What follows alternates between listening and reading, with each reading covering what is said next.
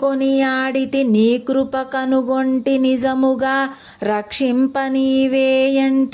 నీ ప్రాపుగలదని నీదు లోకంబుల కొనియాడ నే వేళయు కోరియుంటి బ్రహ్మంబు నీవని పలుమారు నిన్ను నే ప్రస్తుతి సేయుదు పరమ పురుష దాసుండనని అంటి దయకు పాత్రుడనంటి నీకు నే వసుడని నేర్పుగంటి తల్లిదండ్రియు నీవని తలచియుంటి నేను నీవాడనయ్యుండి నిన్ను గొల్తు కాచి రక్షించుమిక నన్ను కరుణతోడ రామతారక దశరథ రాజతనయ.